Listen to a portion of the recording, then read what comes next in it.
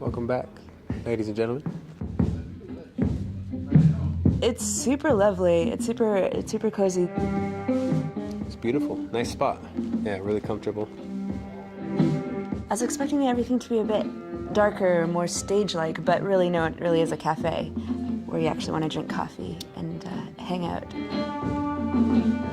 Check, 1, 2. First Nations women have always been known to regulate and clean environments, not necessarily clean them physically, although that is part of it, but to clean a space spiritually and make it feel well by virtue of order or color or food or smells or whatever. And so I've learned to just value that as, whether it's part of my white side or part of my Mohawk side, I've learned to really value a sense in a room.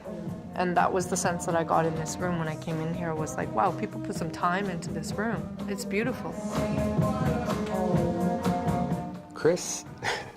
Cris is an artist that I really look up to. She takes risks, and I think that's very important. I wanted to play the double bass, but my mom's car was too small. She drove a Hyundai Pony, and at the time it would not fit a bass.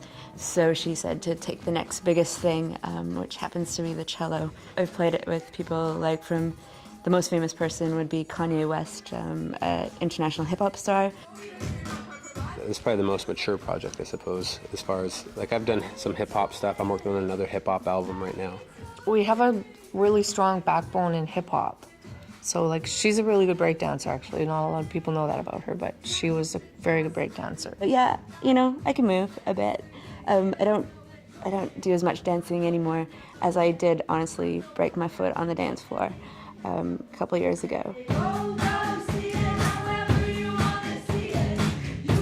They're kind of like a response to the environment that we now see everywhere dominating hip-hop and pop culture, of like women as basically just tools for entertainment. So you see a lot of females that are like dominating our kids' minds, and they pride themselves on being like girl power, but I don't really see how, when you're dressed in your underwear with your hair extensions, like thrusting about for the male viewer, that is a powerful position. Like, I just don't buy it.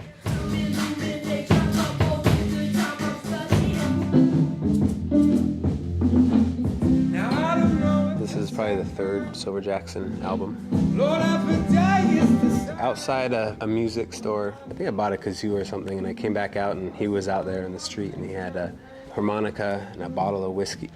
And I started jamming with him back and forth. He was a phenomenal player. And I asked him what his name was, and he said something, like some Showtime stage name. He asked me, what's your name? And I was like, I don't have a name. He's like, Silver Jackson.